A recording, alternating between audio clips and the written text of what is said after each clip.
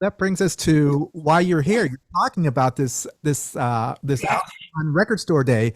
This is recorded on November 14th, 1980. It's a live record. And the can you tell me the name of the Yeah. club and what was that scene like in Yes. 1980? Okay, so it was called the Mabuhay Gardens, and Mabu- there were Mabuhay Gardens. You know, Mabuhay is a Filipino uh, word name, and they would have like a supper club there. They had a stage, and over the years, it had kind of devolved to having this really quirky theater group that came on for like a dinner show.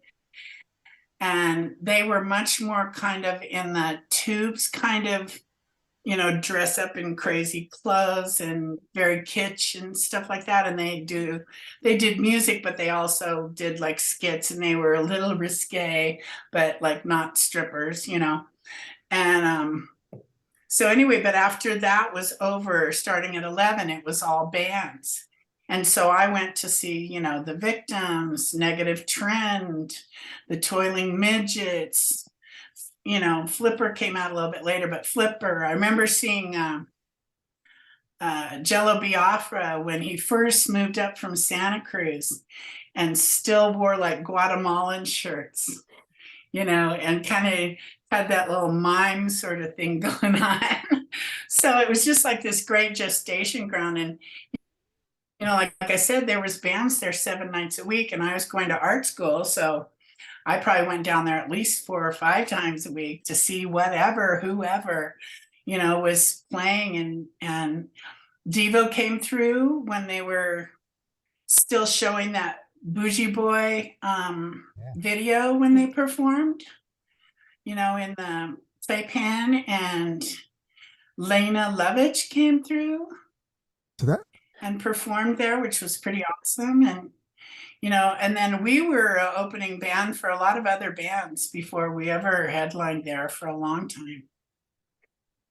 I was trying, the way you described the club, I was trying to think of a club in LA that would be comparable to something like that. But this is like a more of an all-encompassing, artsy, probably not what we would find here necessarily. Can you think of one? Yeah, I went to Madame Wong's before, not to say. and that Yeah, was yeah, yeah. sort of, except it was like, I mean, wasn't Madame Wong's in a basement? Yeah, downtown LA. Yeah, because I yeah. remember it was like, how shady is this place anyway? And I also remember I mean, I probably got a skewed version of it. We always do, people just coming from out of town. But I always thought LA was a little more druggy than San Francisco. Perhaps. Did you read Yeah. John Doe has a book about the scene, the LA scene where all the I haven't. I should have, but I yeah. haven't. I also have Flea's book, which I want to read, but I haven't. So I have a stack of books I got when I retired, and it's like I'm slowly getting through the first layer. I read Ricky Lee Jones, and a couple of years ago I read Alice Bagg's book, and so I'm trying to read what people are putting out.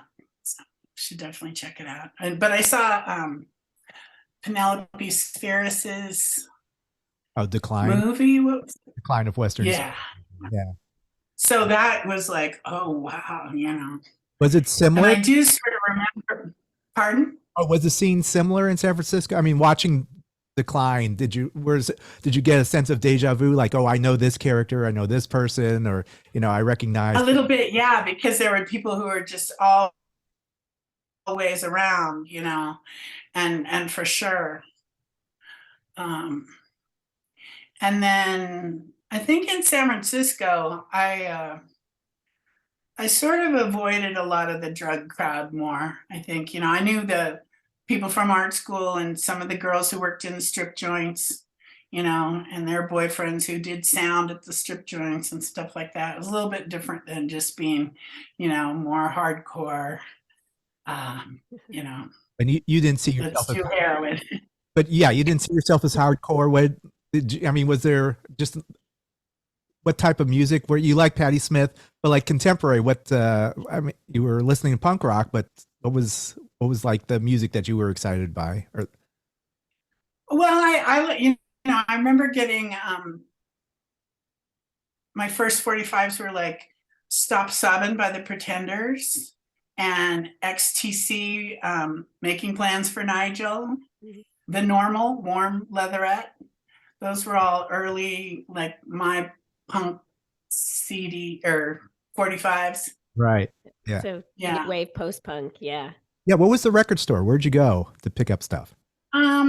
I would say often to Aquarius, but then there was a place on Market Street that you could also trade in your records, and I just don't recall the name of it. But I went there quite a bit because if you bought import records, they were pretty expensive. But if you didn't like them, you know, and you paid like an exorbitant amount at the time, $10 for them, and then you were kind of, I don't love this, then you could take a little stack of your records and go in and, you know, trade in, you know, 5 or 6 records and get 2 or 3 records, you know. So that was always really handy. That's practical. Well, you've traveled a lot. Do you still? And then there was Rather Ripped Records over in Berkeley, but that was like a schlep. You know, you pretty much had to have a car to get there, you know, kind of thing.